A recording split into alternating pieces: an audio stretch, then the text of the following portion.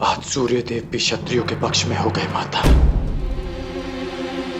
आपका राधे हारा नहीं, परंतु जीत भी नहीं पाया। असत्य।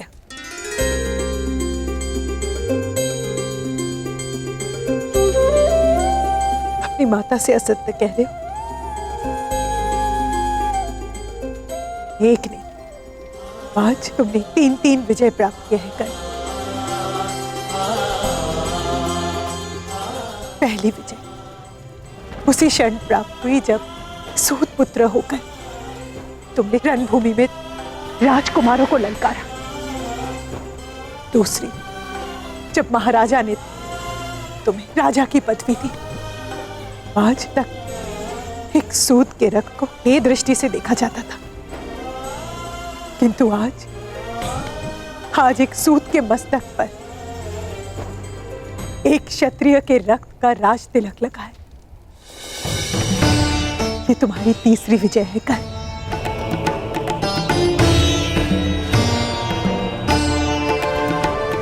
और मैं देख रही हूं वो अनगिनत विजय माला जो तुम्हारे मार्ग पर तुम्हारी प्रतीक्षा कर रही है। हाँ धीरथ, यही मार्ग शेष है। यदि कर्ण अंग प्रदेश का राजा ना बना तो वो दुर्योधन के बंधन से मुक्त हो जाएगा। उसे अर्जुन के साथ युद्ध करने का कभी अवसर नहीं मिलेगा। मेरे सारे पुत्र सुरक्षित रहेंगे। आपका राधे और मेरा कर्ण। आपको कर्ण को रोकना होगा धीरथ, क्योंकि दुर्योधन ने कर्ण को मित्र नहीं एक शस्त्र समझकर अपनाया है। वो कर्ण के माध्यम से मेरे सारे पुत्रों का विनाश चाहता है।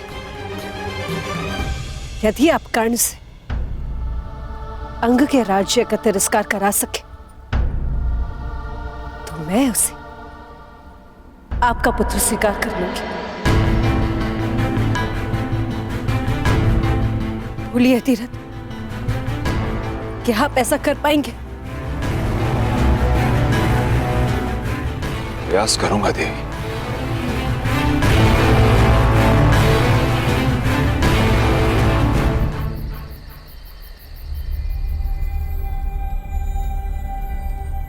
ये क्या कह रहे हैं आप? वही जो तुम सब ने सुना। अर्थात आप मेरे अभिषेक में नहीं आएंगे? हाँ कर्ण, ना मैं आऊंगा ना राधा,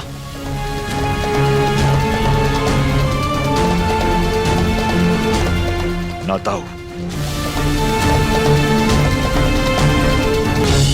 यदि तुम्हारे अंदर पिता के लिए आदर है तो तुम भी वहां नहीं जाओगे। बुद्धि भ्रष्ट हो गई है तुम्हारी अतिरात। जिसका राज्याभिषेक होने वाला है उसी से तुम कह रहे हो कि अपने अभिषेक में उपस्थित न हो। हाँ, क्योंकि यही उचित होगा भ्राताश्री। देखने वाले को कमल पुष्प सदा पानी के ऊपर दिखता है, परंतु गहराई में जाकर देखे तो सत्य का पता चलता है कि उसकी नाल कीचड़ से बंधी है। जो मुकुट कल कर्ण को पहनाया जाएगा उसके साथ एक अदृश्य बेड़ी है जो तुम्हें कुमार दुर्योधन के साथ सदा के लिए बांध देगा। तुम्हारी दृष्टि में केवल सर्वश्रेष्ठ बनने का स्वप्न है ना कर्ण, इसीलिए देख नहीं पा रहे हो कि कुमार दुर्योधन तुम्हें अपना मित्र नहीं अपना दास बना रहे।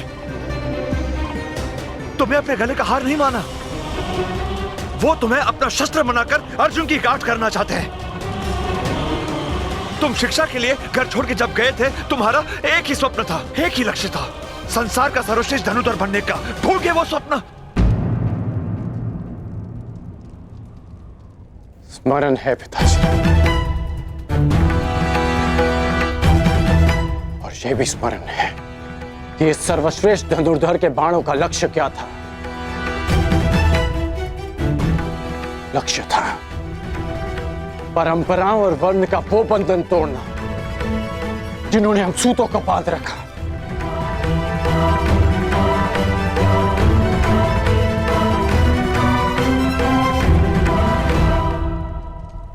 स्वप्न था सूतों का सम्मान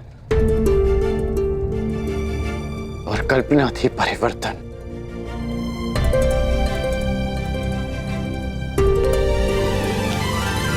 हो सकता है कि कुमार दुर्योधन की मित्रता के पीछे एक प्रयोजन हो सकता है कि वो मुझे एक शस्त्र समझकर प्रयोग करे,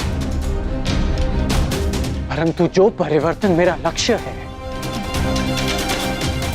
उसकी झलक कल मैंने कुमार दुर्योधन के व्यवहार में देखी, पांडवों के नहीं। पहली बार एक सूत को एक राजकुमार से द्वंद का अधिकार मिला। पहली बार एक सूत को सूत पुत्र नहीं, अंगराजकरण कहकर पुकारा गया।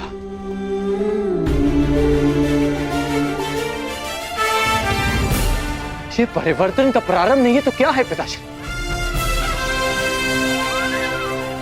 और ये आरंभ हुआ कुमार दुर्योधन के प्रयास से।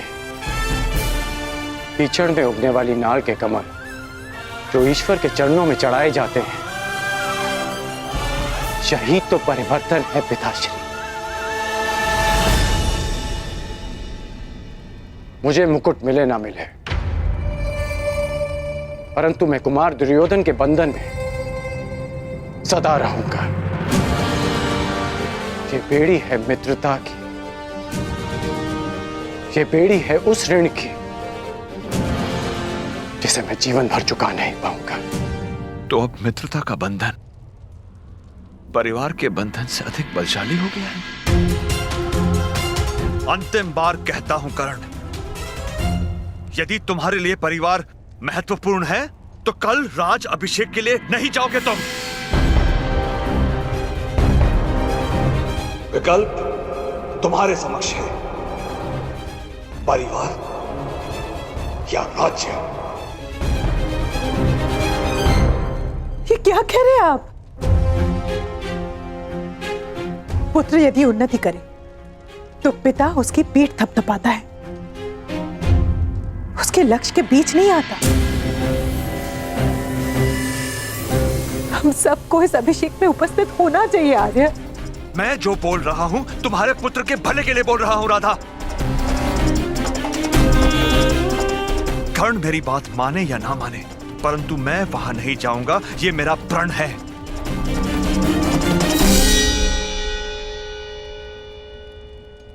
और तुम वहां नहीं जाओगी, ये मेरा आदेश है।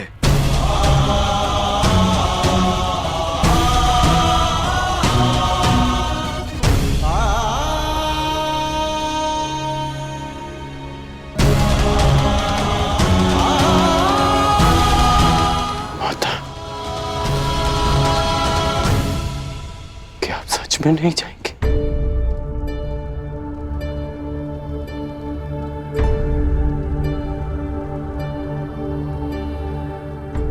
राधा ने अपना विकल्प चुन लिया है कर्ण।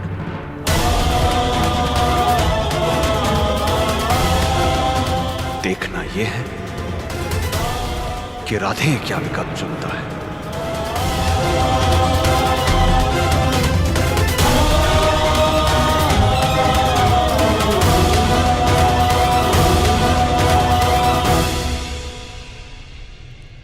अपनी माता के चरणों में रहने के लिए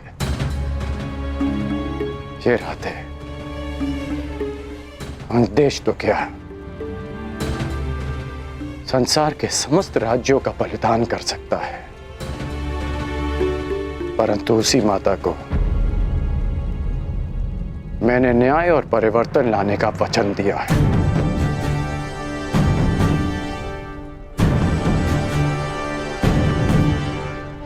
मैं अपने कुल के लोगों के साथ रहने के लिए कोई भी स्वप्न तोड़ सकता हूं,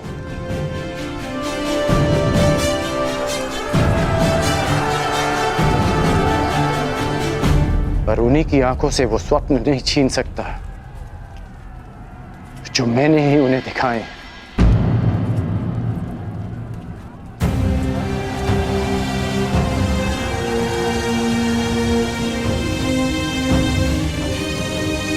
इसलिए मुझे जाना होगा पिताश्री, कुमार दुर्योधन ने वचन दिया है कि उनके सम्राट बनते ही जाति और कुल का भेदभाव समाप्त हो जाएगा।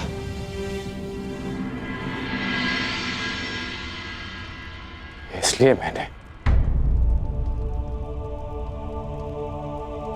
परिवार नहीं, भेदभाव के प्रतिकार का विकल्प चुना है। मैं जानता हूं कि आप मुझे आशीर्वाद नहीं देंगे,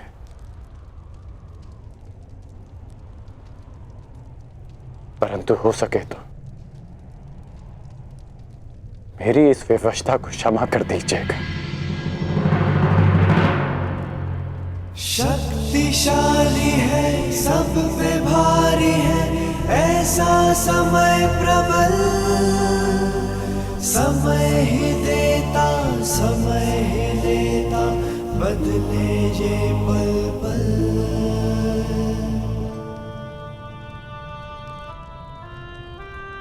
सुख है सुविधा, फिर भी दुविधा, कोई नहीं है साथ, व्याकुल मन है, भारी तन है, खाली है हाथ।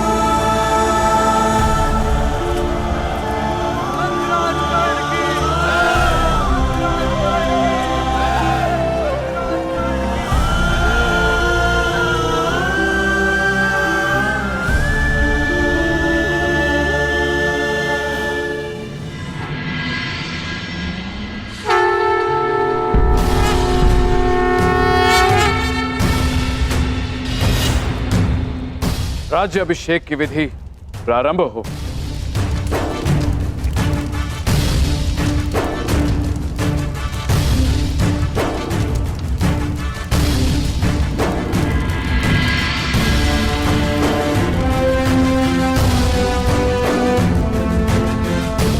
आपने वचन दिया था भ्रातागण, जब तक समाज में परिवर्तन नहीं लाएंगे शांत नहीं बैठेंगे।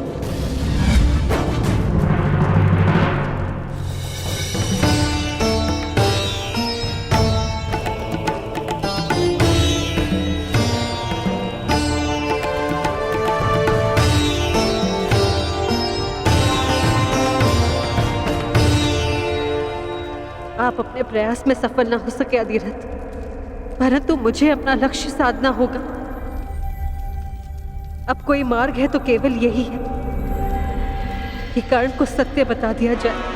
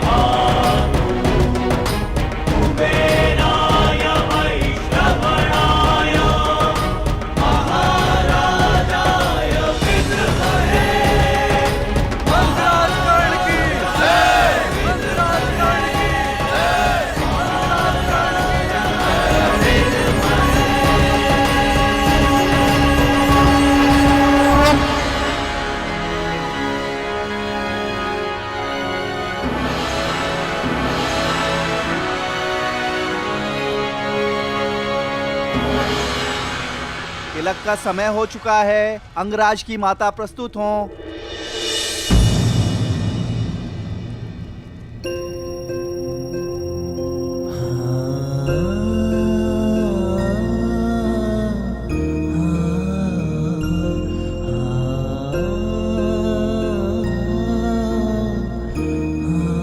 किसी कारणवश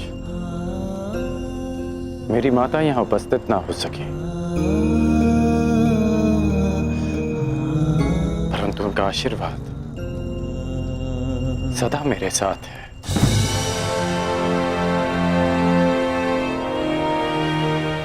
कर्ण, मैंने तुम्हें अपना मित्र माना है और इसलिए मेरी माता भी तुम्हारी ही माता हुई।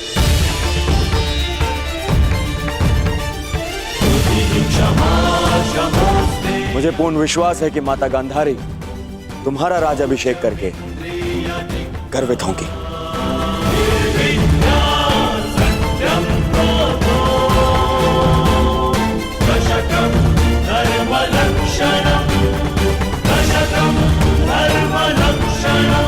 महाराज,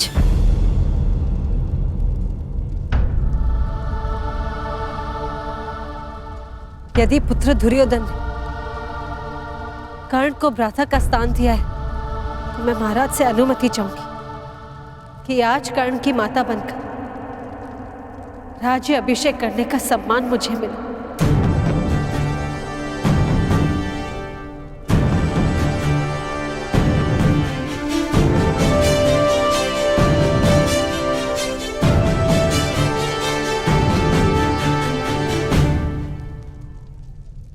मैं कर्ण को बालपन से जानती हूं। उसने भी सदा मुझे मातृव्रत स्नेह दिया है।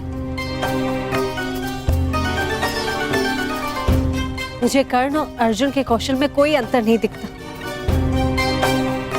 क्या महाराज की अनुमति है?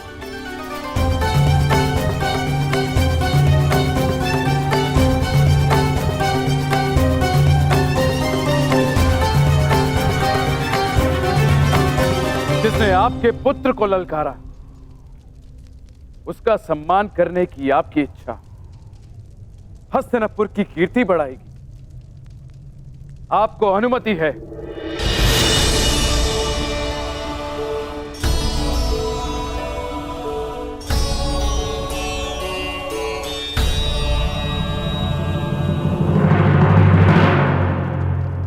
माताश्री ने ऐसा क्यों किया? अर्जुन के शत्रु का सम्मान करेगी वो? अनुज भीम, माता ने वही किया जो एक योद्धा की माता को करना चाहिए। प्रत्येक वीर, शत्रु या मित्र, आदर का अधिकारी होता है। कुंती माता ने सिद्ध कर दिया कि वो कितनी महान है।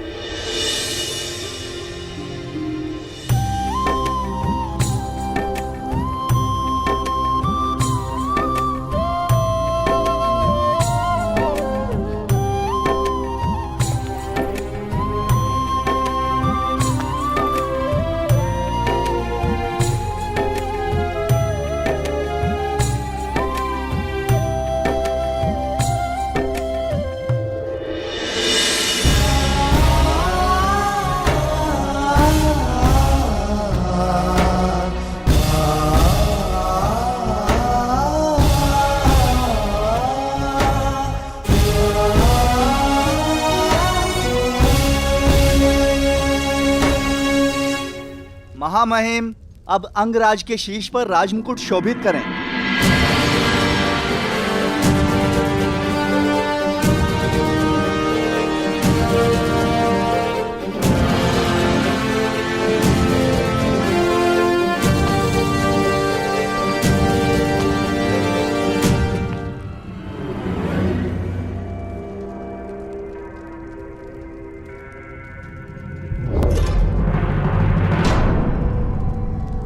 पुत्र, राज्य अभिषेक में माता को शगुन मिलता है। तो क्या पुत्र, मेरी इच्छा थी कि राजपुत्रों के मध्य बैठने की इच्छा पूर्ण हो गई। कर्ण,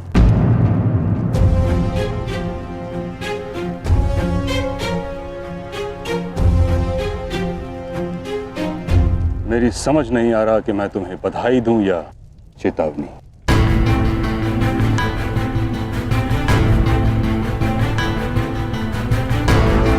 पारस मिलना भिन्न बात है, उससे लोह को स्वर्ण बना देना भिन्न है। राजमुकुट में स्वर्ण होता है, परंतु उसमें कुछ अदृश्य शूल होते हैं जो निद्रा और संतोष छीन लेते हैं। क्या राज मुकुट के साथ तुम उत्तरदायित्व का बोझ उठा पाओगे?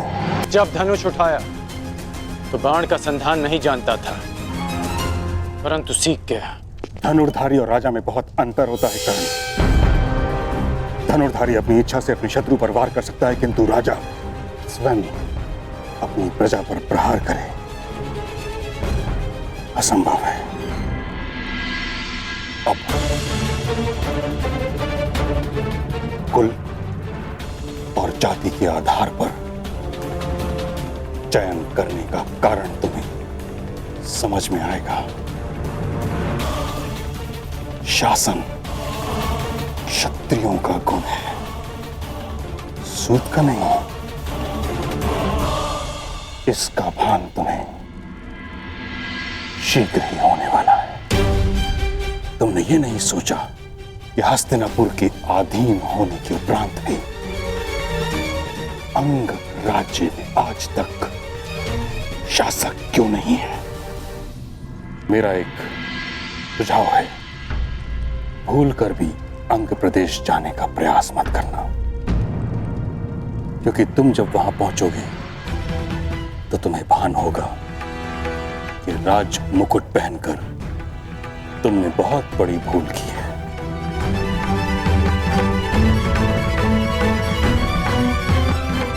बधाई।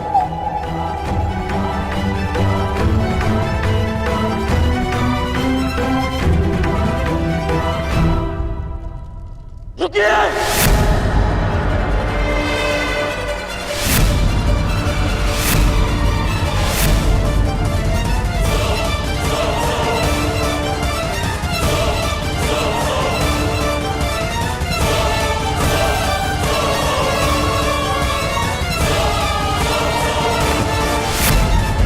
क्या हुआ मित्रकर्ण?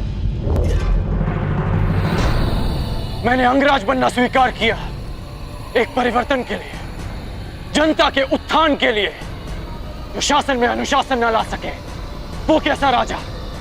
जो प्रजा में शासन के प्रति विश्वास न जगा सके वो कैसा प्रशासक?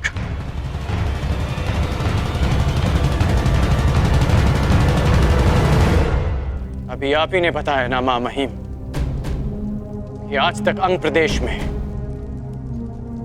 कोई भी राज और न्याय व्यवस्था नहीं कर पाया। इसलिए मैं घोषणा करता हूं कि जब तक मैं अंग प्रदेश में अच्छे शासन और न्याय व्यवस्था की स्थापना नहीं कर देता, मैं ये मुकुट नहीं पहनूंगा।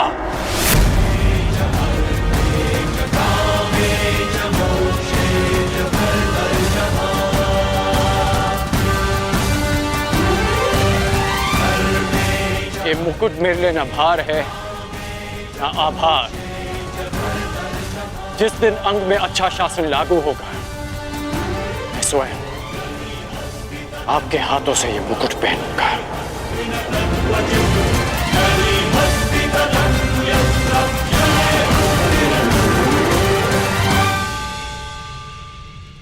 गुरु परशुराम के एक शिष्य भीष्म ने एक अखंड प्रतिज्ञा ली थी और आज एक अखंड प्रतिज्ञा गुरु परशुराम का दूसरा शिष्य कर्ण लेता है।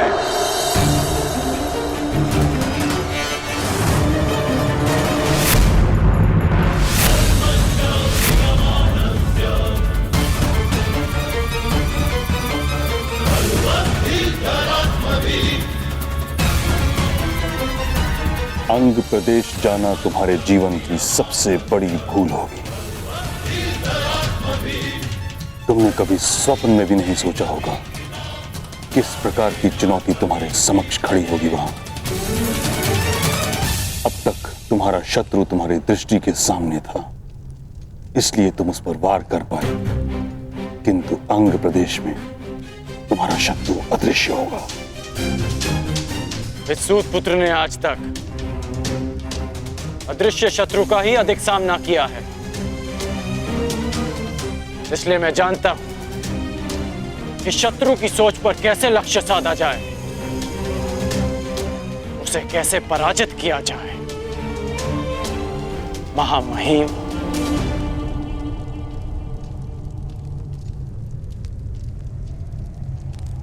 राज्य अभिषेक अनिश्चित काल के लिए स्थगित होता है।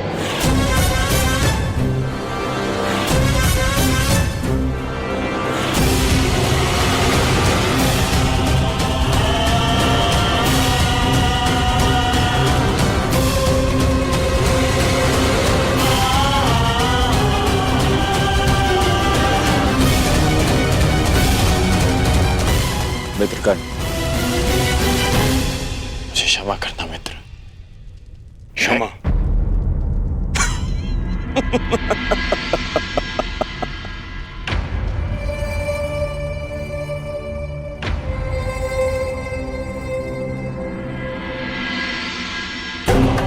तुम क्षमा के नहीं, तुम सम्मान के पात्र हो मित्र।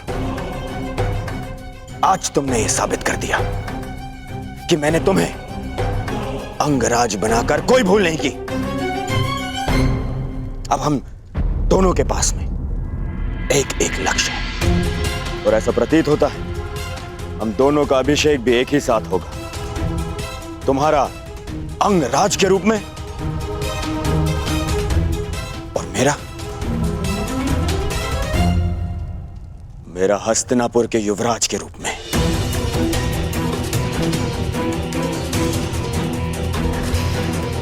तो चलो मित्र, अपने अपने लक्ष्य की तरफ प्रयाण करें।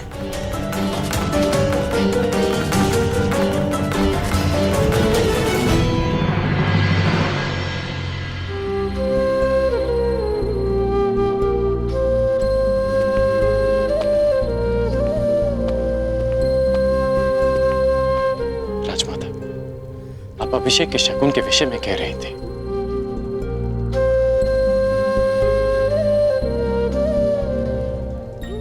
शकुन के रूप में अंग में अच्छे राज्य की स्थापना करना क्या पर्याप्त होगा?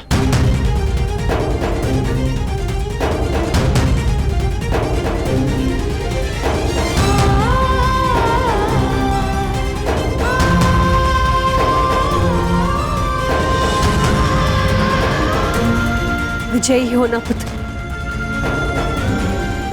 जीवित रहना।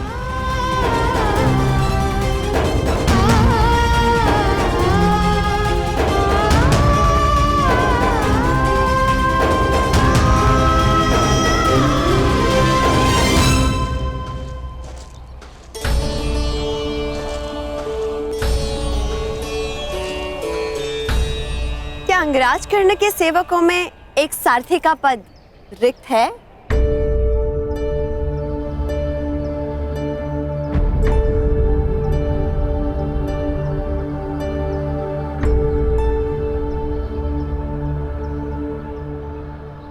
ये यात्रा बहुत दुर्गम और दुस्साध्य होने वाली है।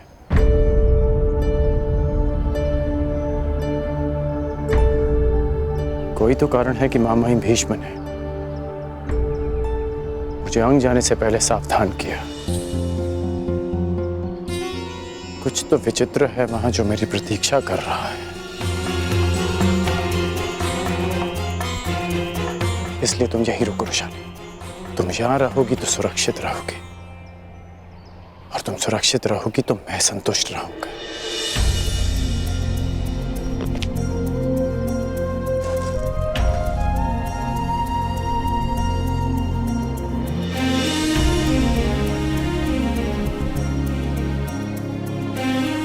अपना धनुष्य दो धनुर्धारी।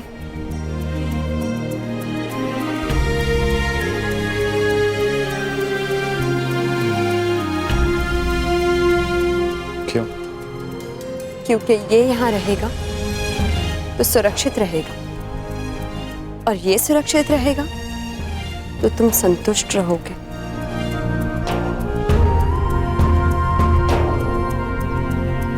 अंगराज कर्ण, अंग की इस यात्रा में ये धनुष और मैं, हम दोनों तुम्हारा बल है। ये धनुष तुम्हें शत्रुओं से संघर्ष में काम आएगा, और वृषाली शत्रुओं की सोच से संघर्ष में।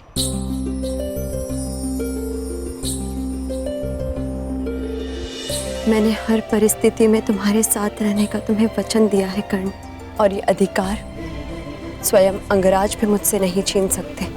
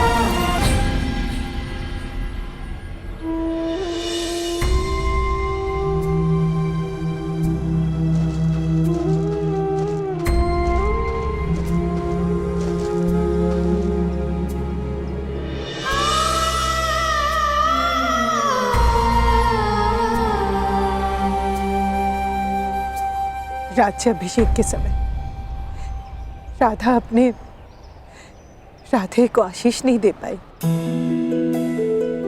परंतु अंगराज कर्ण को अपने जीवन के नए मार्ग पर जाने से पहले उसकी माता एक सीख देने आई है। कर्ण, नियति ने तुम्हें सदा दुर्गम मार्ग दिया है। निश्चित रूप से अंग का मार्ग भी सुगम नहीं होगा। जब कभी ऐसे परिस्थिति में फंस जाओ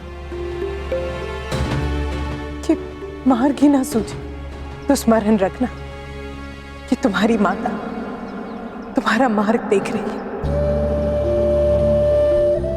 जब कभी भी पराजय सामने खड़ी हो, तो स्मरण रखना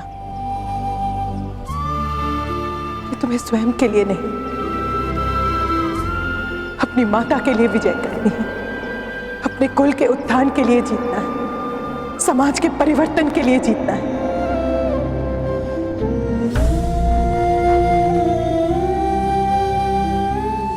विजय भव पुत्र।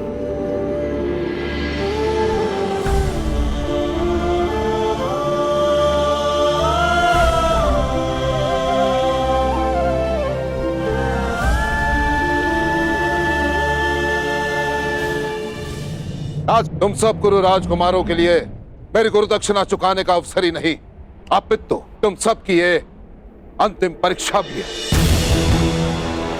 देखना यह है कि तुम सब में से कौन वो योग्य योद्धा होगा जो हस्तिनापुर की रक्षा करने में सक्षम होगा। कौन होगा वो जो हस्तिनापुर का योग्य युवराज बनेगा। कौन होगा वो जो हस्तिनापुर का प्रारब्ध बनेगा। युवराज पद किसे मिले ये हमारा लक्ष्य नहीं है गुरुदेव, परंतु आपको आपकी गुरु दक्षिणा अवश्य मिलेगी।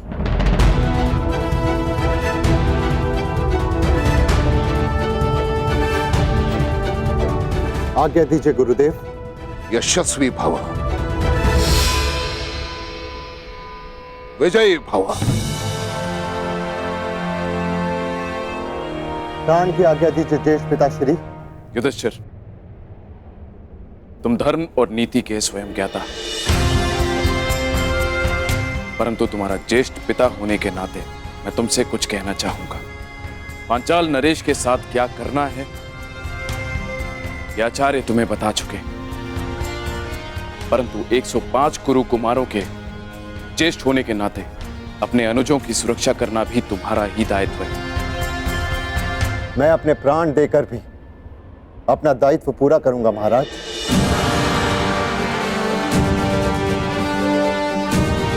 पिताश्री, विजयी होने का आशीर्वाद दीजिए। दीर्घ आयु भव पुत्र, सुरक्षित लौटना। प्रयाण करो।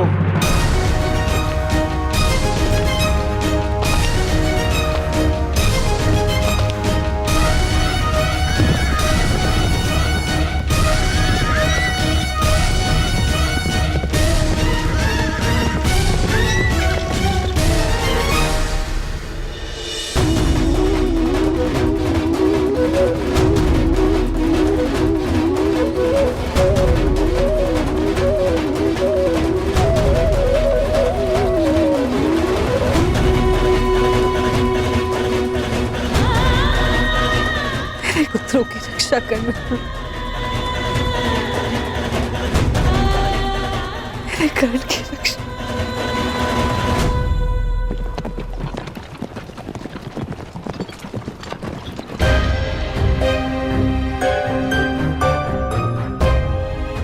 यहां से दो मार्ग जा रहे हैं। ये अंगदेश किस ओर होगा?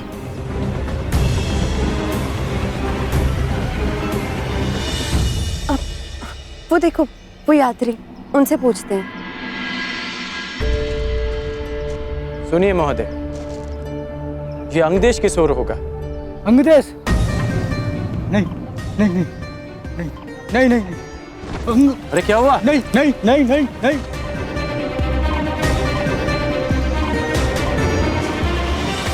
अंगदेश के नाम से इतना भयभीत क्यों हो गया?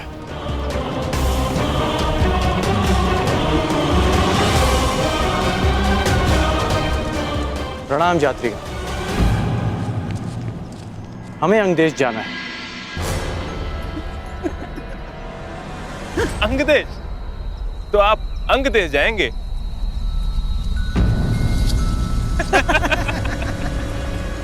आप हंस क्यों रहे हैं? जिसके पास तनिक भी बुद्धि हो वो अंग की ओर नहीं जाएगा। आप मात्र मार्ग बताइए, लक्ष्य मैं साध लूंगा। तो ये दाहिना मार्ग पकड़ लीजिए मित्र, किंतु आगे जाके जब प्राण संकट में पड़े तो हमें दोष मत दीजिएगा कि हमने आपको चेतावनी नहीं दी।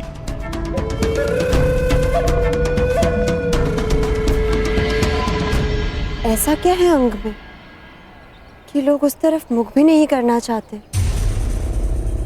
ऐसा क्या है जिससे लोग इतने भयभीत हैं? यही तो जानना है रुशाली।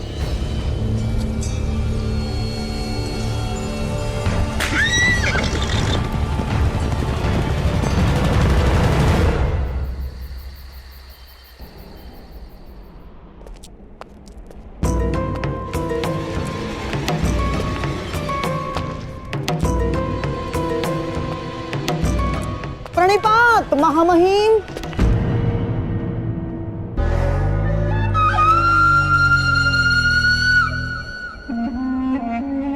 अभी अभी कुरु कुमार प्रयाण पर गए हैं। आप कहां प्रस्थान कर रहे हैं? मैं अंग प्रदेश जा रहा हूँ गांधार नरेश। अंग प्रदेश जाने का प्रयोजन क्या हो सकता है महामहिम? कहीं आप ये तो नहीं चाहते कि अंगराज कर्ण अपने मंतव्य में सफल ना हो? कर्ण की सफलता और असफलता का मेरे लिए कोई महत्व नहीं। मेरे लिए महत्व का विषय है हस्तिनापुर की सुरक्षा। तो फिर आपका जाना उचित कैसे हुआ महामहिम? हाँ? अब सारे कुरु कुमार पांचाल पर प्रयाण करने गए। अब वो यदि आचार्य की गुरु दक्षिणा देने में असफल रहे तो, और यदि कल को पांचाल हस्तिनापुर पर आक्रमण कर दे तो महामहिम, कर्ण की योग्यता की परख की अपेक्षा हस्तिनापुर की सुरक्षा से अधिक महत्वपूर्ण है आपके लिए।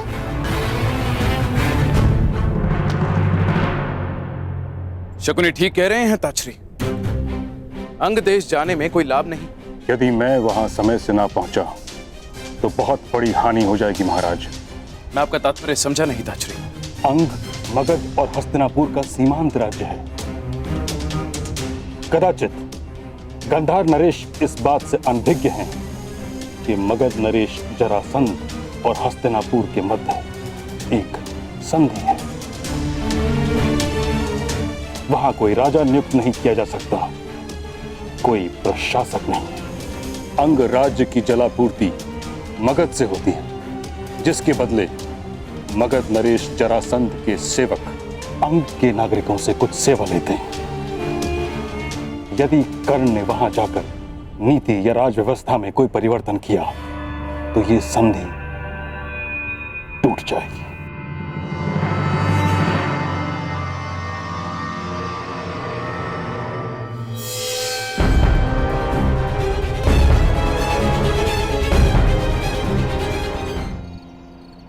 कदाचित हम अंग पहुंच गए।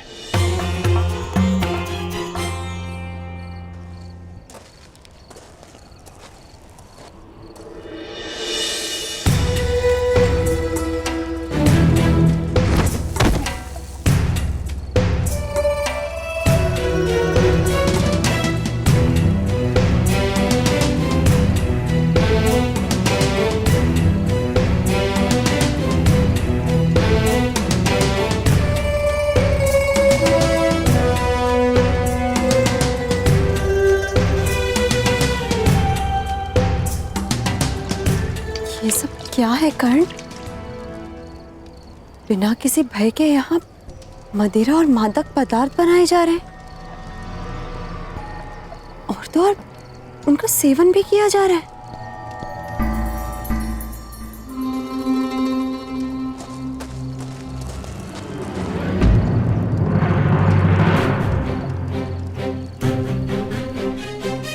रोटी छूने का साहस कैसे किया तूने?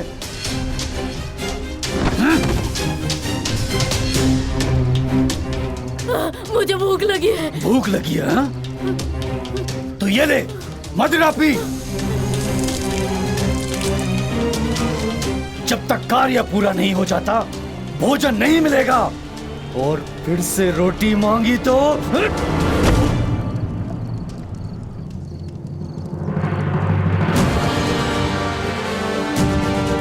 क्या कर रहे हो? स्त्री पर हाथ उठाते हो? हमारे मध्य हस्तक्षेप करने वाले तुम कौन हो? मैं राधेकरण, अंग का प्रशासक।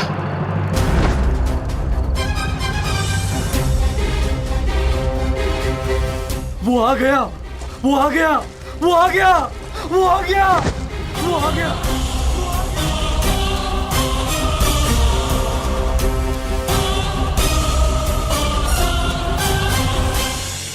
अंग राज्य की जलापूर्ति मगध से होती है, जिसके बदले मगध नरेश जरासंध के सेवक अंग के नागरिकों से कुछ सेवा लेते हैं। यदि कर्ण ने वहां जाकर नीति या राज व्यवस्था में कोई परिवर्तन किया तो ये संधि टूट जाएगी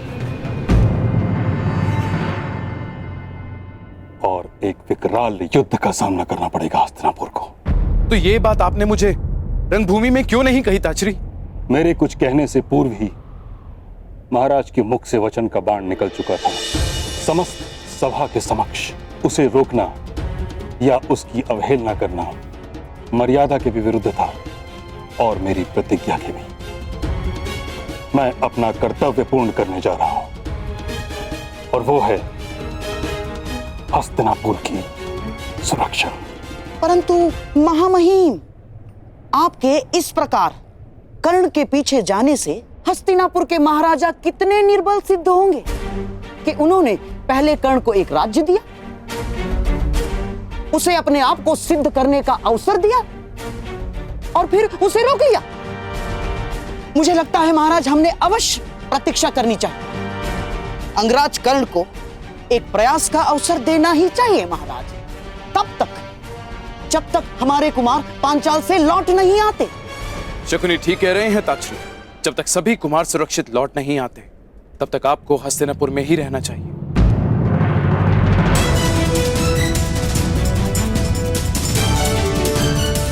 जैसी आपकी इच्छा महाराज। मेरी चिंता केवल यह है कि प्रतीक्षा का समय कहीं हमारे हाथ से सारा समय छीन न ले।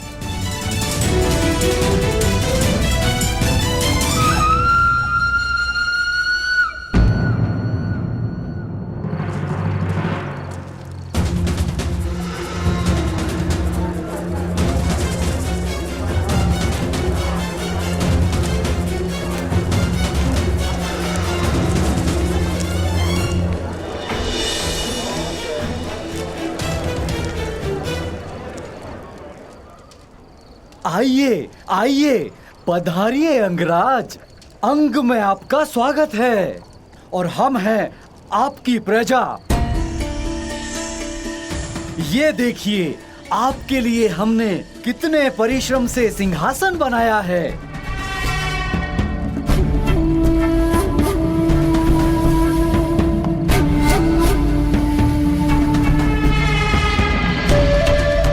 विराजिए।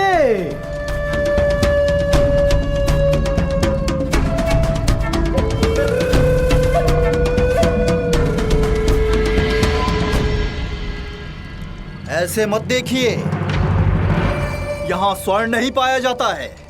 जो भी मिला उससे आपके लिए आसन प्रस्तुत कर दिया है, और आपके भोजन के लिए हमारे हाथों से बनी मदिरा और वन पशुओं का मांस प्रस्तुत है।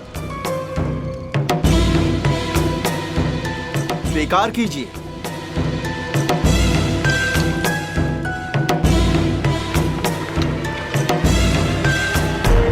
अरे हटो हटो, मार्ग दो मार्ग दो। जीवन में पहली बार किसी राजा के दर्शन हुए हैं। मैं प्रणाम तो कर लूं। प्रणाम।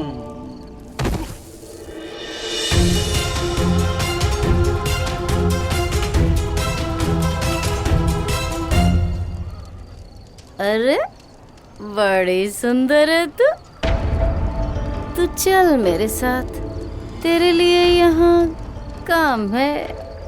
यहाँ केवल रानियों के लिए ही काम है, राजा का कोई काम नहीं है यहाँ।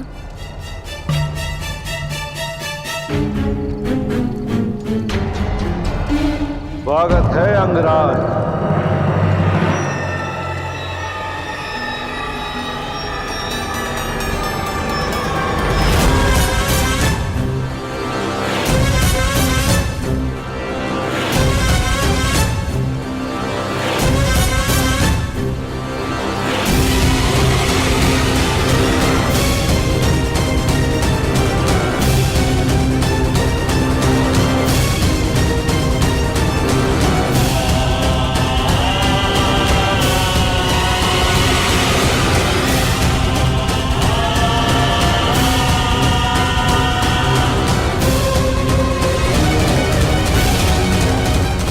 मुझे यहाँ पर दानव के नाम से जाना जाता है, और मुझे मेरे गुप्तचरों ने यह सूचना दी थी कि हस्तिनापुर नरेश हम पर कृपावान हुए हैं। उन्होंने हमारे अंग प्रदेश के लिए एक शासक भेजा है। परंतु राजा महोदय, इस बात से तो आप भली भांति परिचित होंगे, ये एक राजा अपनी प्रजा का प्रतिनिधित्व करता है, और प्रजा भी उसी को राजा चुनती है जो उन्हीं की भांति हो, जो उन्हीं में से एक हो। यदि तुम्हें यहाँ पर शासन करना है तो तुम्हें यह सिद्ध करना होगा अंगराज कि तुम हमारे ही जैसे हो। तुम्हें हमारे जैसा बनना होगा अंगराज। तो विलंब क्यों है अंगराज? प्रारंभ करो, इस मदिरा का सेवन करो, सिद्ध करो कि तुम हम में से ही हो। अन्यथा तुम इसी समय यहां से वापस जा सकते हो।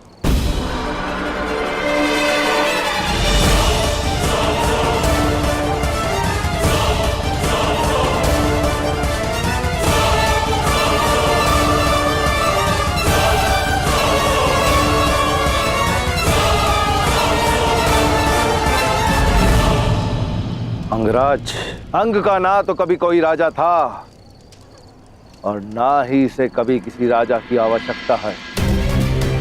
और अगर तब भी तुम यहाँ पर निर्वाह करना चाहते हो तो तुम्हें हमारे समान बनना होगा, क्योंकि जो समान नहीं होता उसका सम्मान नहीं होता। उचित कहा तुमने दानव। जब तक हम समान नहीं हो जाते हम साथ नहीं रह सकते। परंतु समान होने के भी दो मार्ग होते हैं। पहला कि मैं तुम जैसा बन जाऊं, और दूसरा कि तुम्हें स्वयं अपने जैसा बना लूं। हाँ, तुम हमारे जैसे हो और ना हम कभी तुम्हारे जैसे बनेंगे अंगराज। चलाओ, इस मूर्ख की बातों में आकर अपना समय नष्ट मत करो। जाओ, जाकर मदिरा बनाओ, जाओ।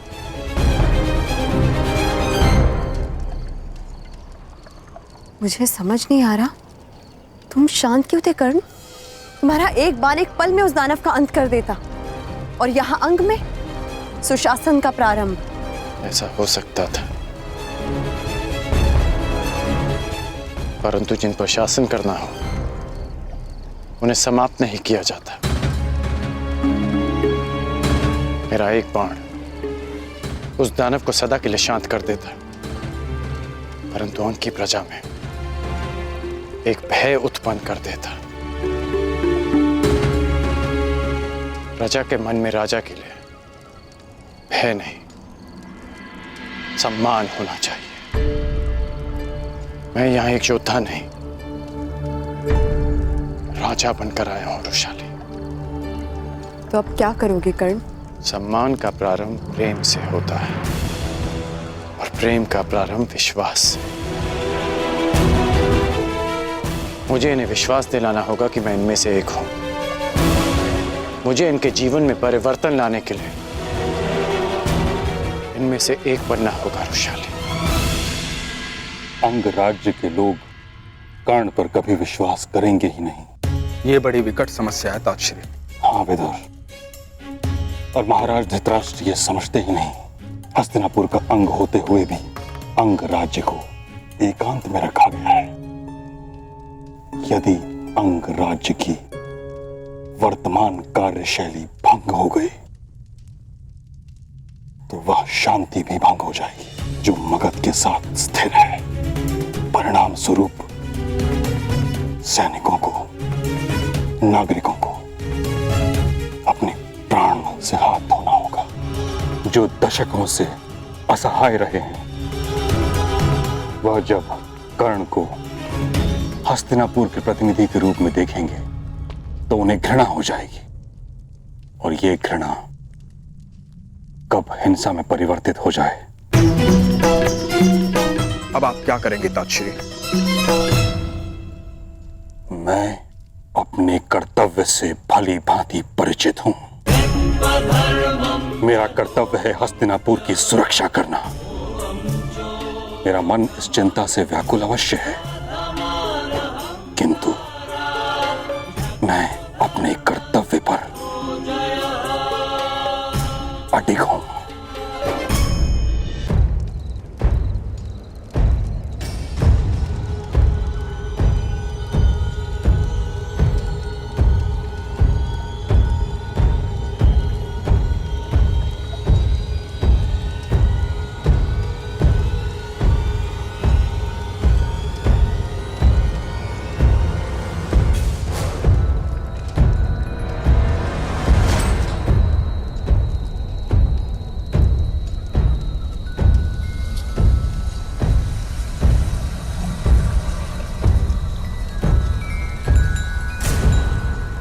ये क्या मूर्ख, इतनी रात्रि को क्यों नगाड़ा बजा रहे हो? अब क्या स्वयं राजा अपने आगमन की घोषणा करेगा? ये मेरे आगमन की नहीं, परिवर्तन के आगमन की सूचना दे रहा हूं। ये नाथ अंग को एक निद्रा से जगाने के लिए, ये नाथ एक नई भोर के लिए है। ये नाथ अंग में सुशासन और न्याय के आगमन की सूचना है।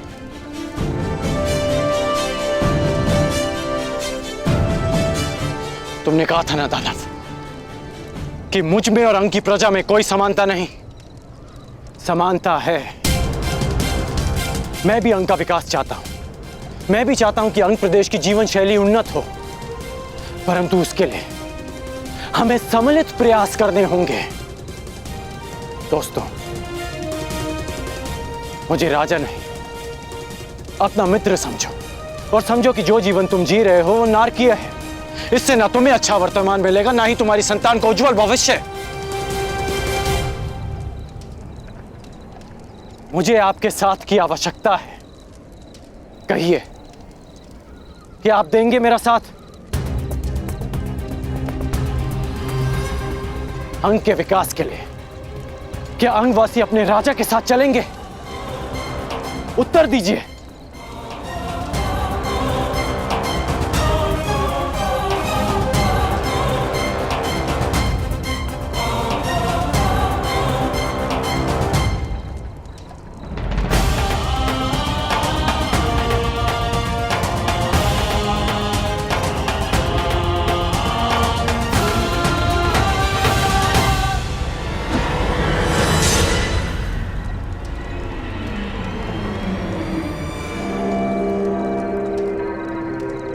अरे ये क्या मूर्खों, तुम्हें इतना भी ज्ञात नहीं कि एक राजा का किस प्रकार से स्वागत करना चाहिए?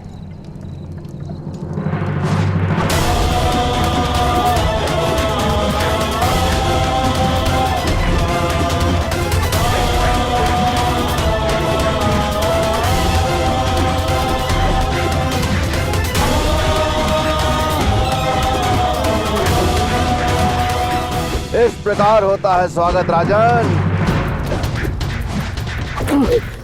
कर्ण, अपनी रक्षा करो कर्ण, धनुष उठाओ, बर्बरता का अंत करो कर्ण। नहीं, मैं यहाँ अंत के लिए नहीं, नए प्रारब्ध के लिए आया हूँ। मैं यहाँ विनाश के लिए नहीं, अंग के विकास के लिए आया हूँ। यदि अंग की प्रजा का मेरे लिए यही स्वागत है तो यही सही, मुझे स्वीकार है।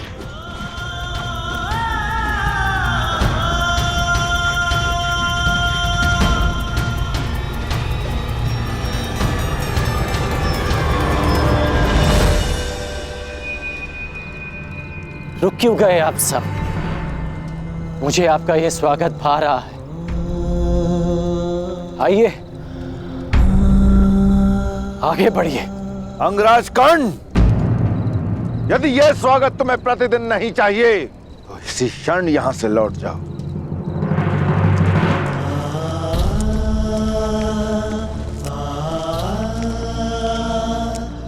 तुम सुरक्षित हो नरुशाली? चोट तो नहीं लगी तुम्हें? मैं सुरक्षित हूँ कर्ण, परंतु क्या तुम्हें अपने घाव दृष्टि में नहीं आते?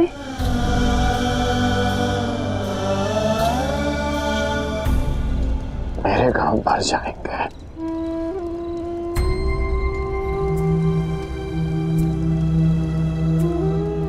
परंतु उन घाव को देखो जो उनकी प्रजा के मन पर, उनके जीवन पर, उनके भविष्य पर लगे हैं।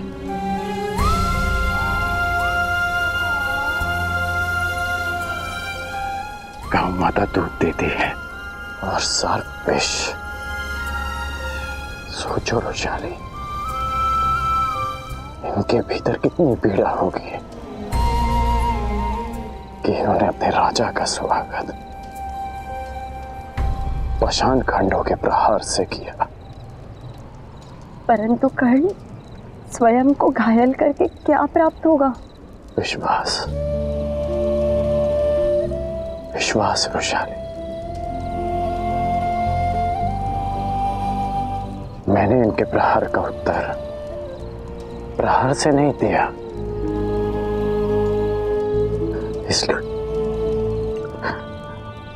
इसलिए इन्हें विश्वास होगा कि मैं इनके लिए हानिप्रद नहीं हूं।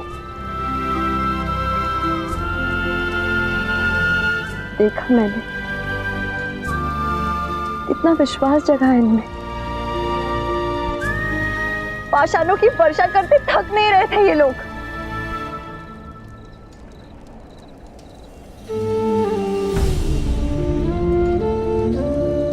तुम भूल रही हो कि इनका बल क्षीण हुआ था, न पाषाण खंड कम पड़ गए थे, परंतु वो स्वयं रुके। सूर्य देव भी तुरंत उदय नहीं होते, उनकी किरणें धीरे धीरे अंधकार की चादर को चीरती हैं। समय लगेगा रुशाली, परंतु इनकी घृणा का अंत होगा। मेरे लिए इनके हृदय के द्वार खुलेंगे।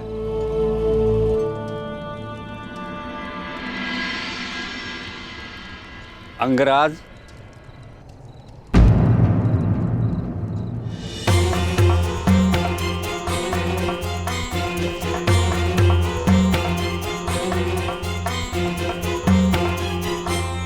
यह लेप तुम्हारे घाव के उपचार के लिए है।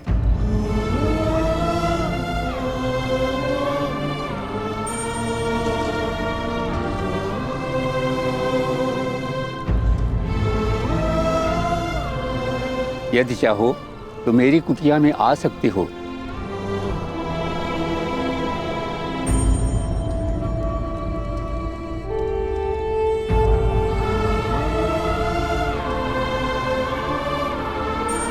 पहली किरण का आगमन हो गया। कभी कभी अंतिम युद्ध जीतने के लिए प्रारंभ में पराजय सहनी पड़ती है रुशाली।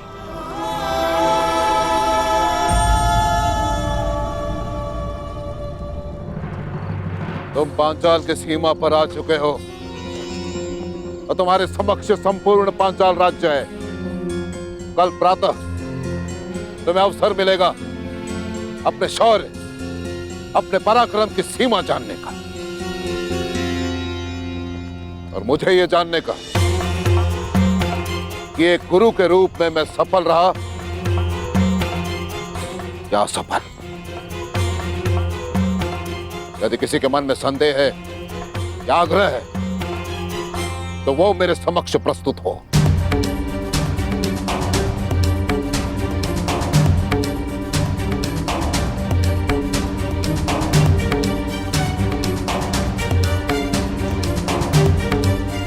ज्येष्ठ गुरु कुमार, तुम्हारे मन में कोई संदेह है? संदेह नहीं गुरुदेव, उत्सुकता है। एक शिष्य होने के नाते मैं अपना धर्म पूरा करूंगा, अपने गुरु की आज्ञा का पालन करूंगा।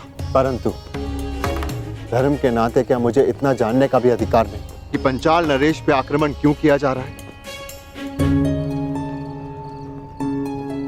क्या पंचाल नरेश इस आक्रमण के पात्र हैं? मुझे ज्ञात था कि धर्मराज युधिष्ठिर के मन में अवश्य प्रश्न उठेंगे। मैं तुम्हें एक कथा सुनाता हूं और तुम स्वयं निर्णय करना कि पांचाल नरेश द्रुपद प्रतिशोध का पात्र है या नहीं। एक ब्राह्मण कुमार और एक राजकुमार दोनों अभिन्न मित्र थे। उनके मित्रता का कारण था कि इन दोनों के एक ही गुरु थे। ब्राह्मण कुमार के पिता शिक्षा हो या भिक्षा, पुरस्कार हो या दंड, दोनों मित्र समान रूप से उसे बांट लेते। राजकुमार अपने ब्राह्मण मित्र से कहता कि जब वो राजा बनेगा तो अपना राज्य भी उससे बांटेगा। समय बीता, राजकुमार और ब्राह्मण कुमार की शिक्षा पूर्ण हुई। राजकुमार अपने राज्य लौट गया और यहां ब्राह्मण कुमार के पिता स्वर्ग सिधारे। और इतना ही नहीं, ब्राह्मण कुमार पर आक्रमण हुआ निर्धनता का। ब्राह्मण कुमार स्वाभिमानी था, परंतु अपनी भूखी संतान के करंदन के समक्ष उसका स्वाभिमान परास्त हो गया। निर्धनता का मारा ब्राह्मण कुमार अपने मित्र के पास सहायता के लिए पहुंचा।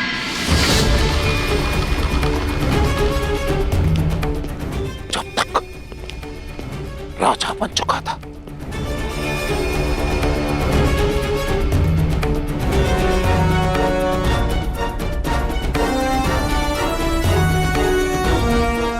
उसने अपने मित्र को बचपन के एक एक वचन स्मरण करवाए।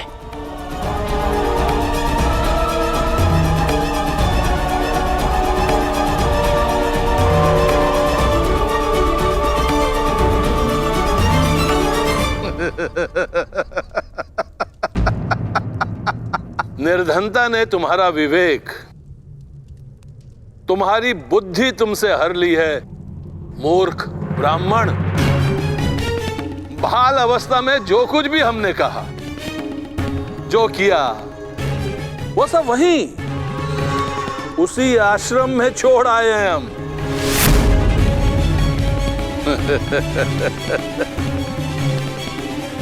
परिवार पालन पोषण में कोई समस्या हो रही है तो 2-4 गाय कुछ स्वर्ण मुद्राएं हमसे दान में प्राप्त कर सकते थे, परंतु मित्र कहने का साहस कदापि नहीं, क्योंकि मित्रता सदा बराबर वालों में होती है। सभासदों, देखो देखो इस मूर्ख ब्राह्मण को, दरिद्र भिक्षुक हमसे, सम्राट द्रुपद से मित्रता करना चाहता।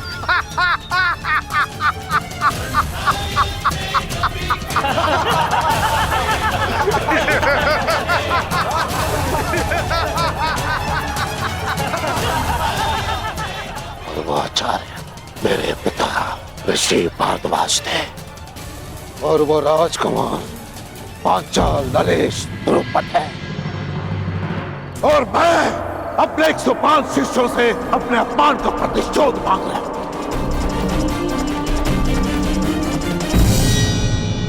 क्योंकि मैं द्रोण वो ब्राह्मण पुत्र हूं और वर्षों से ये अपमान की अग्नि मेरे हृदय में धधक रही है, एक ज्वालामुखी के भांति, और इस ज्वालामुखी को शांत करना मेरे शिष्यों के हाथ में है।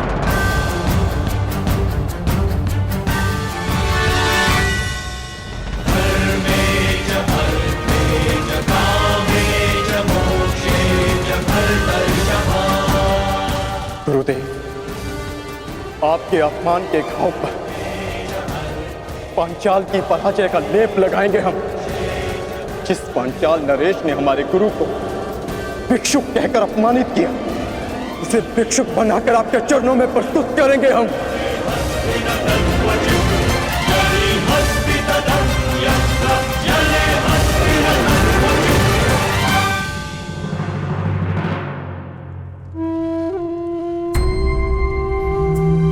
धन्यवाद महोदय। मुझे विश्वास है कि आप जैसे लोगों की सहायता से मैं अंग का उत्थान कर पाऊंगा। भूल जाओ अंगराज, उत्थान और विकास की बातें पेट भरे होने पर ही भाती। यहाँ अंग में भूख का शासन है, जो आश्वासनों से अपना सिंहासन नहीं छोड़ने वाली। वर्षों से अंग हस्तिनापुर के अधीन है, परंतु आज तक हमारा कुशल क्षेम पूछने कोई नहीं आया। हम लोग मृत्यु से नहीं, जीवन से युद्ध करते हैं। अंततः हमने अपना जीवन जीना सीख लिया है, और आज अचानक यहाँ आकर तुम अपना अधिकार जता रहे हो, वो भी रिक्त बातों से। यहाँ के लोगों की दृष्टि में कि मैं एक राजा नहीं, बल्कि हमारा उपहास उड़ाने आए एक शत्रु हो।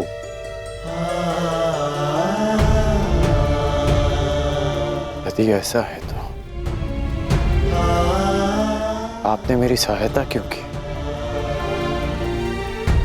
क्योंकि मेरा भी एक पुत्र था, तुम्हारे ही जैसा, तुम्हारी ही तरह परिवर्तन की बातें करने वाला, सबको भूख मिटाने का स्वप्न दिखाता, और स्वयं प्यासा ही मर गया।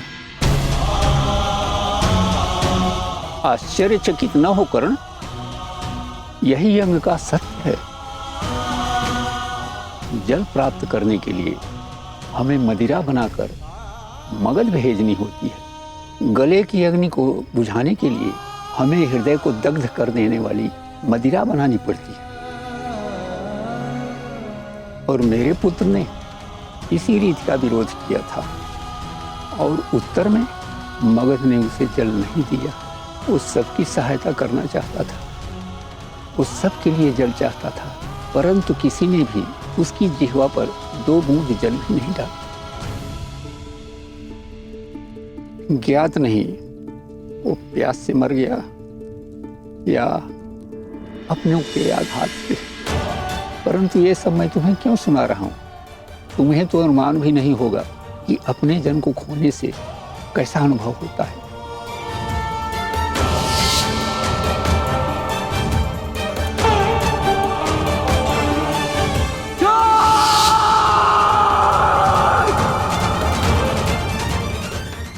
अनुमान है महोदय, और अनुभव भी। प्यास से किसी का कंठ इतना नहीं जला होगा जितना पिघले हुए स्वर्ण से शोन का कंठ। शोन मेरा भाई, आपके पुत्र को तो चीखने का, पुकारने का अवसर मिला, परंतु मेरे भाई को तो वो अवसर भी नहीं मिला। मैं यहां आया हूं उसके प्रतिकार के लिए। मैंने ये परिवर्तन का बीड़ा उठाया इस अनुभव के कारण।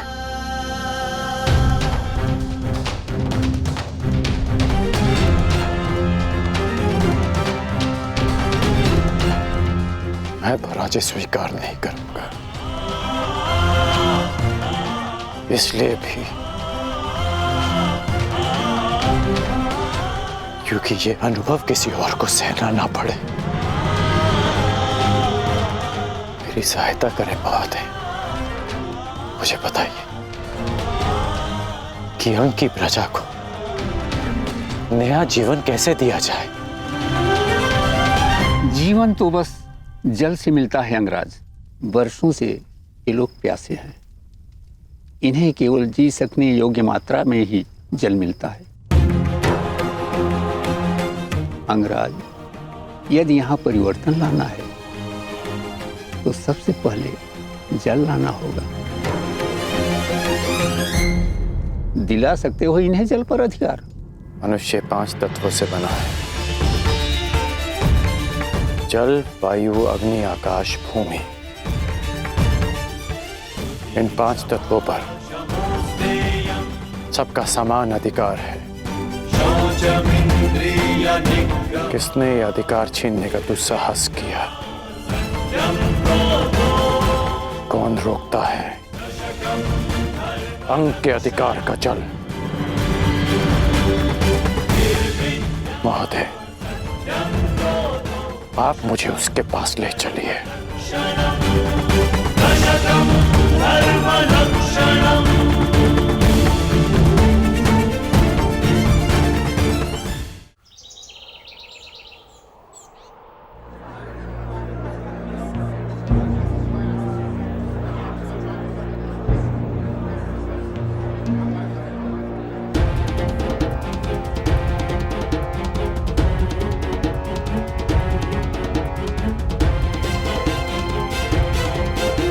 जल्दी करो, ठीक, मेरे पास समय बहुत कम है।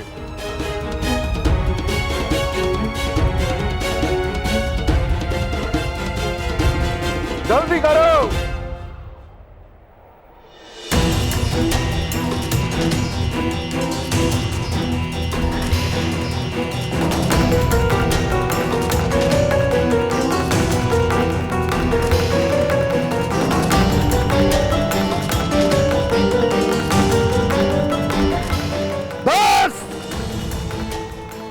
ही जल मिलेगा।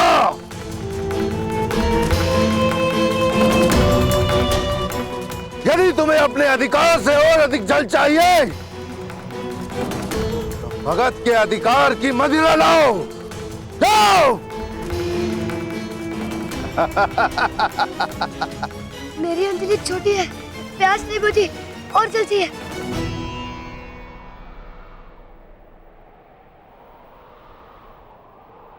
प्यास बुझानी है?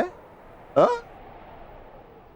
मैं बुझवाता हूं तुम्हारी प्यास। हाँ, यानी इस बालक को मदिरा पिला के इसकी प्यास बुझाओ। हाँ? मदिरा नहीं चाहिए, जल चाहिए।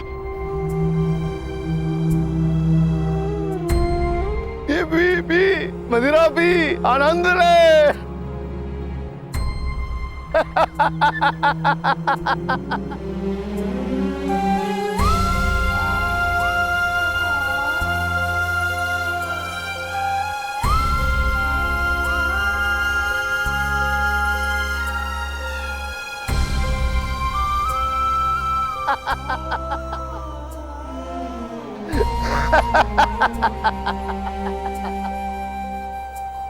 देखा तुमने अंगराज,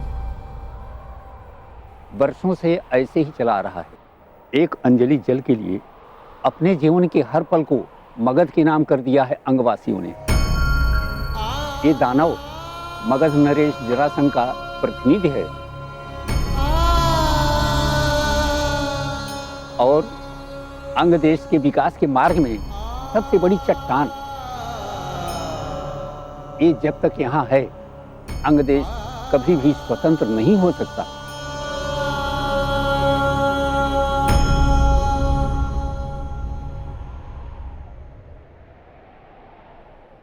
दानव, मार्ग से हटो। इस जल पर किसी एक का अधिकार नहीं। ओ अंगराज कर्ण, तुम अभी तक यहीं पर विराजमान हो और जीवित भी। लगता है कि अंगराज को भी जल की प्यास सताने लगी। तो ठीक है, मदिरा लेकर आओ और बदले में अपने अधिकार का जल ले जाओ। मैं यहाँ सारे अंग के लिए जल लेने आया हूँ। अंगराज, तुम राजा हो या विदूषक, तुम्हें इतना भी ज्ञात नहीं कि इस जल पर मगध का अधिकार है। इसीलिए त्याग पूर्वक मैं जितना भी जल दे रहा हूं उसी में संतुष्टि करो। जे रुष्ट मत करो बालक, अन्यथा तुम अपने प्राणों से हाथ धो बैठोगे। अंतिम चेतावनी दे रहा हूं कि अंग का जल अंग में छोड़ो और अंग की सीमा से चले जाओ, अन्यथा नरक में प्रस्थान करोगे। मृत्यु का भय तू किसे दिखा रहा है? मृत्यु तो सबकी होनी है मूर्ख। वो कब किसको ले जाए यह किसी को ज्ञात नहीं, परंतु मुझे यह ज्ञात है मेरी मृत्यु तेरे हाथों से नहीं होगी। तो युद्ध के लिए प्रस्तुत हो जाओ। अंगराज, मैंने तुझे एक बार चेताया, 2 बार तुझे सावधान किया और अब मैं तुझे अंतिम चेतावनी दे रहा हूं। अब भी समय है, लौट जा, अन्यथा मृत्यु को प्राप्त हो जाएगा। तुम्हारा ये बाण मुझ तक पहुंचे इसमें मुझे संदेह है, परंतु यदि यह सूचना मगध नरेश तक पहुंच गई कि मुझ पर एक अंगवासी ने आक्रमण किया है, तो अंग प्रदेश का अस्तित्व मिट जाना निश्चित है। मैंने अंग को अस्तित्व में लाने के लिए ही धनुष उठाया है।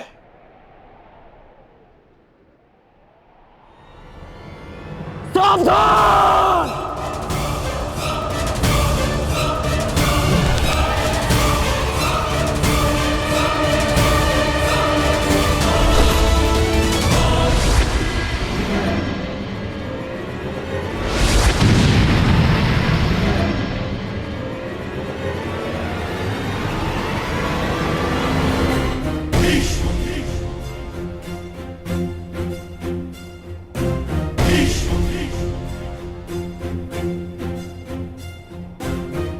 महामहिम, महामहिम, महामहिम, प्रणाम महामहिम।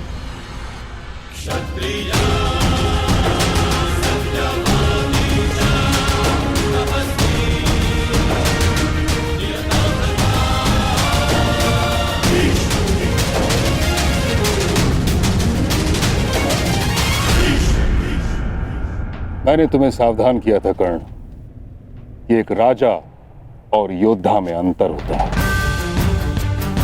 सर्वोत्तम राजा वो नहीं जो युद्ध के लिए प्रस्तुत हो जाए, वह है जो प्रजा के हित में निर्णय ले और युद्ध को टाल दे। चुट डालकर अब तक अंग का कौन सा हित साधा गया है मां महिम?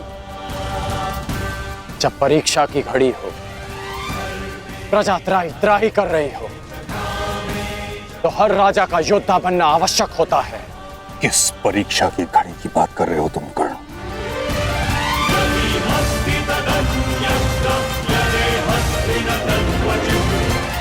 अंग की प्रजा को देखिए, अंग की प्रजा को देखिए मां महिम। एक राजा का कर्तव्य होता है कि उसकी प्रजा संपन्न हो, कि उसके राज्य में कोई भूखा ना सोए। और यहां भूख की अग्नि बुझा सके इतना अन्न मिलना तो दूर की बात है। इन्हें तो इतना जल तक नहीं मिलता कि ये अपनी प्यास की अग्नि बुझा सके।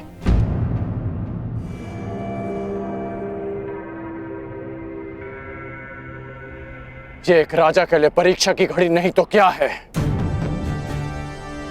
क्या हस्तिनापुर इतना दूर है कि वहां तक इनकी पीड़ा नहीं पहुंचती? या हस्तिनापुर की आंखें झूठे स्वप्न देखने में इतनी व्यस्त है कि उन्हें अंग के सूखे अश्रु नहीं दिखते? क्या कहीं ऐसा तो नहीं मां महिम कि हस्तिनापुर के गुप्तचरों ने आपको अंधकार में रखा वर्षों तक, या कहें दशकों तक? कदाचित हस्तिनापुर साम्राज्य में अंग ही ऐसा क्षेत्र होगा। किसी भी छोटे बालक को यह नहीं पता कि उसके मां महिम भीष्म दिखते कैसे। अद्भुत दृश्य। अंग प्रदेश के भूतपूर्व शासक और वर्तमान राजा का यह मिलन देख के तो मेरी आंखें भर गई। महामहिम, यदि आपको संधि के नियम स्मरण हो तो अपने इस मेमने से कहिए कि मेरी दृष्टि से दूर हो जाए। कहीं ऐसा ना हो कि इसका प्रलाप एक सोए हुए सिंह को जगा दे। क्या हुआ अंगराज कर्ण? तुम्हें क्या लगा था कि तुम्हारे ये महामहिम तुम्हारे अपमान के लिए मुझे तुम्हारे समक्ष दंडित करेंगे? ऐसा कुछ नहीं होने वाला महारथी कर्ण। मैंने तुम्हें एक बार चिताया था, 2 बार तुम्हें मैंने सावधान किया था, अब मैं तुम्हें अंतिम बार चेतावनी दे रहा हूं कर्ण। इसी क्षण तुम अंग प्रदेश को छोड़कर वापस चले जाओ, अन्यथा तुम मृत्यु को प्राप्त हो गए। अंग प्रदेश में ना कभी कोई राजा था, ना ही अंग प्रदेश को किसी राजा की आवश्यकता है। मैं बचपन से ही तनिक हटी हूं दानव। महामहिम सैकड़ों बार मुझे समझा चुके हैं। जब उनकी बात नहीं समझ पाया तो तुम्हारी क्या समझूंगा? इसलिए मुझे तुम्हारी अंतिम चेतावनी भी अस्वीकार है। तू ऐसे नहीं मानेगा कर्ण।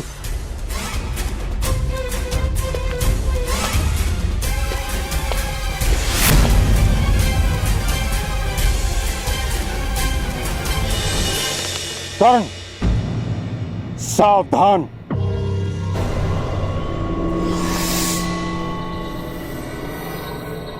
हट जाओ कन्या, मैं स्त्रियों पर अस्त्र नहीं उठाता। जानती हूँ महामहिम, इसीलिए आपके और कर्ण के मध्य खड़ी हूँ। तुम नहीं जानती तुमने कितने बड़े विनाश को आमंत्रण दे दिया है। जो चुनौती को समक्ष देखकर रुक जाए वो कर्ण नहीं महामहिम। आप ही का गुरु भाई है और आप भी जानते हैं कि अब उसे रोक पाना संभव नहीं।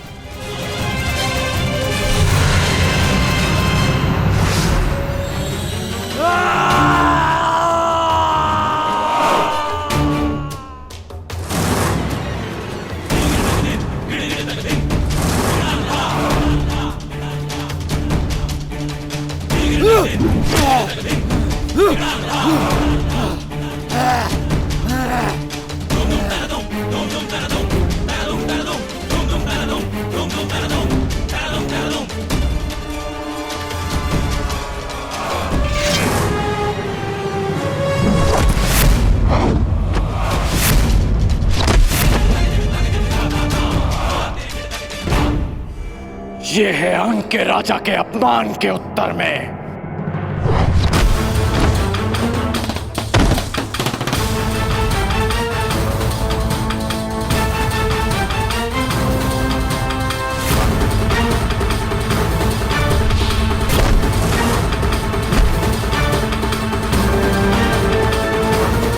ये है महामहिम भीष्म के अपमान के उत्तर में।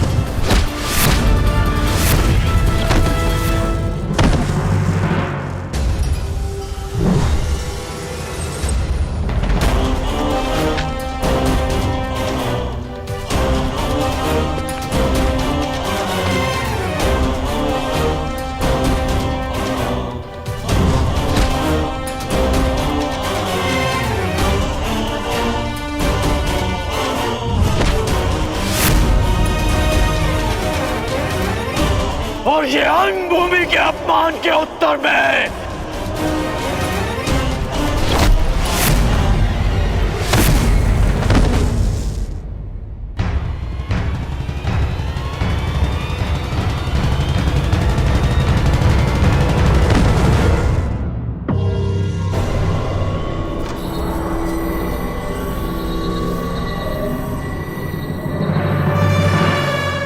अंग की प्रजा से उसके अधिकार छीनने वाले का अंत हुआ। अंग की मानसिक स्वतंत्रता का अंत हुआ।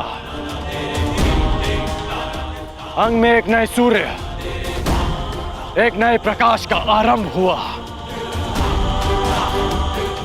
महामहिम, महामहिम, महामहिम, हमारी रक्षा कीजिए महामहिम, इस विनाश से हमें बचा लीजिए।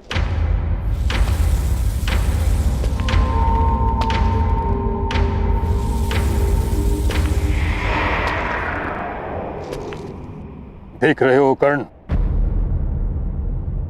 अपनी प्रजा की आंखों में भय देख रहे हो।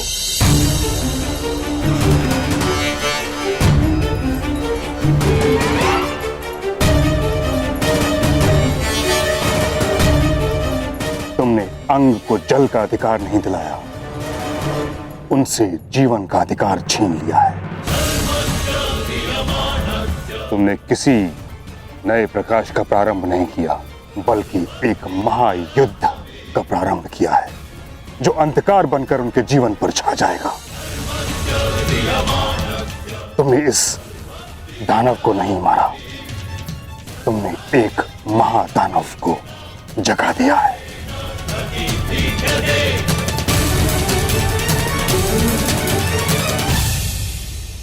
तुम्हें क्या लगा भीष्म आंखें बंद करके बैठा था? नहीं कर्ण, ये बांध अंग का जल रोकने के लिए नहीं था, उसका विनाश रोकने के लिए था। तुमने अंग की स्वतंत्रता को नहीं, बल्कि बृहद्रथ पुत्र महाबलशाली जरासंध के त्रास को ललकारा है कर्ण।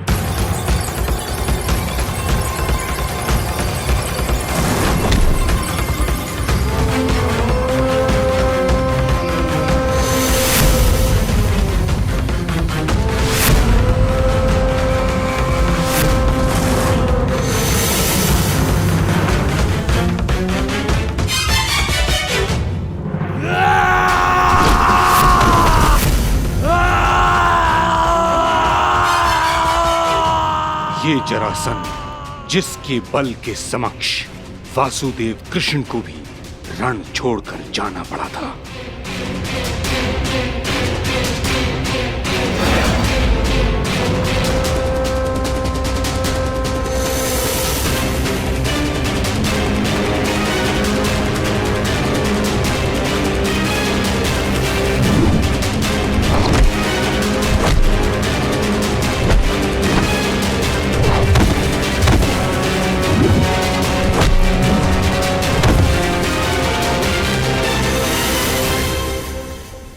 महाराज,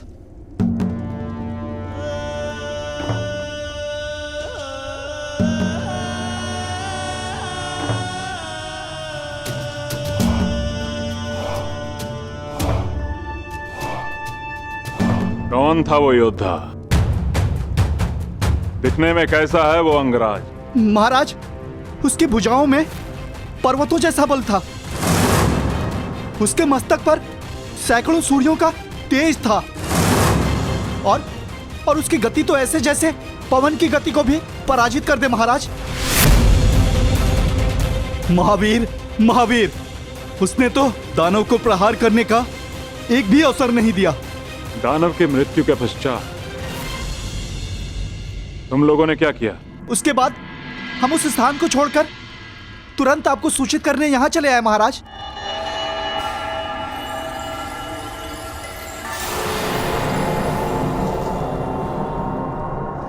अद्भुत।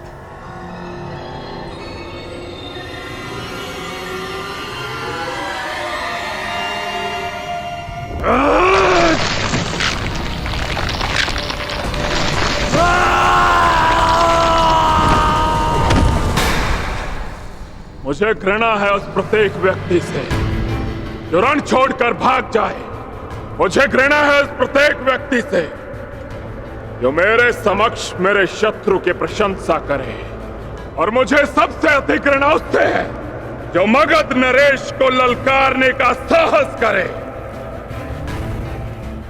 अंगराज, तुम्हारे अंग अंग को भंग करेगा जरासंध। एक और युद्ध का समय आ गया है।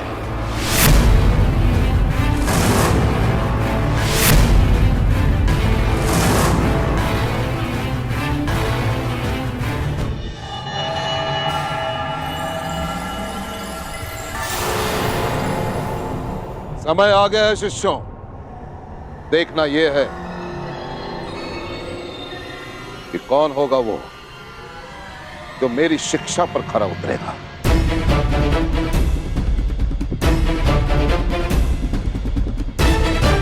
कौन होगा वो जो मेरी गुरु दक्षिणा देने में सक्षम होगा। कौन होगा वो जो पांचाल नरेश द्रुपद को परास्त करके बंदी बनाकर मेरे समक्ष लेकर आता है। कौन होगा वो? प्रयाण करो।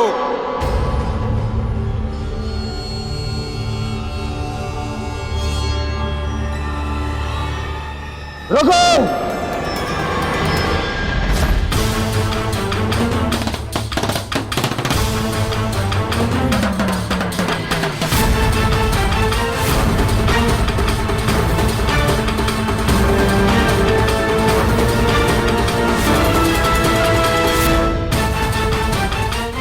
क्या हुआ दुर्योधन? गुरुदेव, यदि पांडव और कौरव दोनों साथ साथ गए तो इसका निर्णय कैसे होगा कि सर्वश्रेष्ठ कौन है? निर्णय कैसे होगा कि युवराज कौन बनेगा? इसीलिए ये मेरा निवेदन है कि पहले हम कौरवों को पांचाल नरेश पर आक्रमण का अवसर दिया जाए। पहला अवसर तुम्हें क्यों मिलेगा दुर्योधन? सबसे ज्येष्ठ भ्राता युधिष्ठिर है। शांत भीम, शांत। दुर्योधन भी मेरा ही अनुज है। यदि दुर्योधन पहले जाना चाहता है तो मुझे इसमें कोई आपत्ति नहीं। आज्ञा दीजिए गुरुदेव। तो ठीक है दुर्योधन, पहला अवसर तुम्हें और तुम्हारे भाइयों को मिलता है।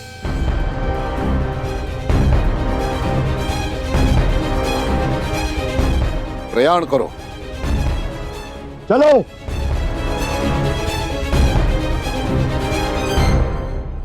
यदि अंग के स्वाभिमान और स्वतंत्रता के लिए ये युद्ध आवश्यक है तो ये युद्ध होगा। जब अंगवासी ही शेष नहीं बचेंगे तो उनकी स्वतंत्रता और स्वाभिमान का कोई मूल्य नहीं रह जाएगा। कर्ण, तुम हस्तिनापुर का अंग हो।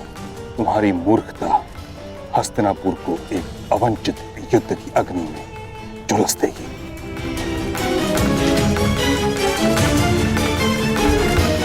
हस्तिनापुर की सुरक्षा के लिए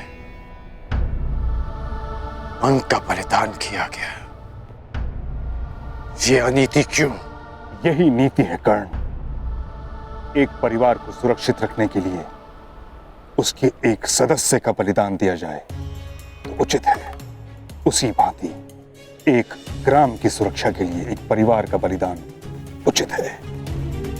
उसी भांति एक प्रदेश के लिए एक ग्राम और एक साम्राज्य के लिए एक प्रदेश का बलिदान हो, यही राजनीति है।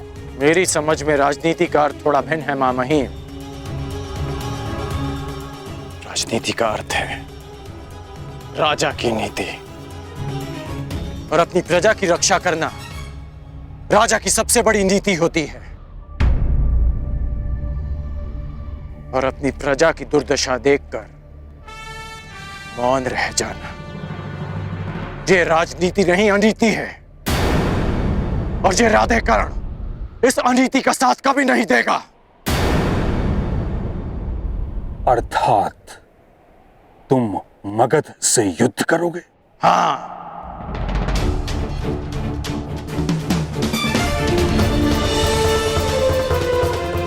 पराजित हो जाओगे कर्ण? नहीं, ये कर्ण विजयी होगा या वीर गति को प्राप्त होगा। पराजय होना तो मेरे विकल्प में ही नहीं।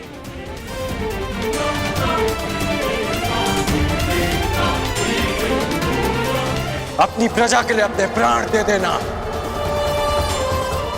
ये मेरी दृष्टि में श्रेष्ठ नीति है।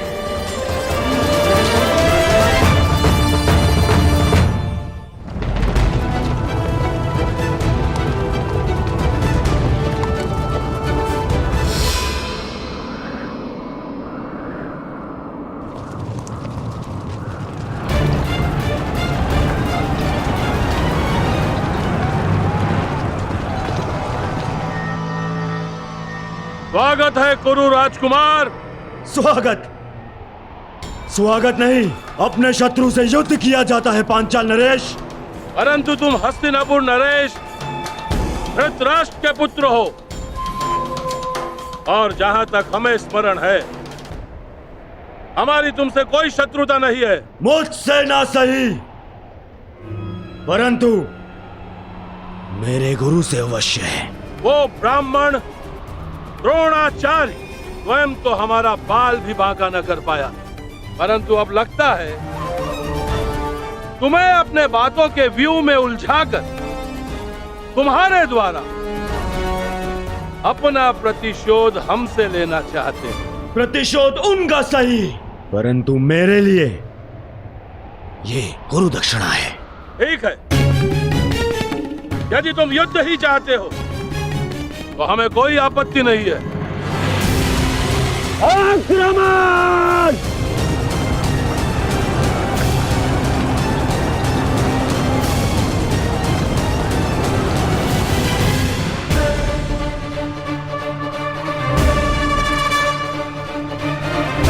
जरासंध ने आक्रमण कर दिया है। यदि युद्ध ही नियति है तो मैं मगध नरेश से युद्ध करूंगा। तुम मगध नरेश को अधिक समय तक रोक नहीं पाओगे कर्ण। अंग की रक्षा अब मैं करूंगा। नहीं, अंग अपनी रक्षा करने में आत्मनिर्भर है मां महिम।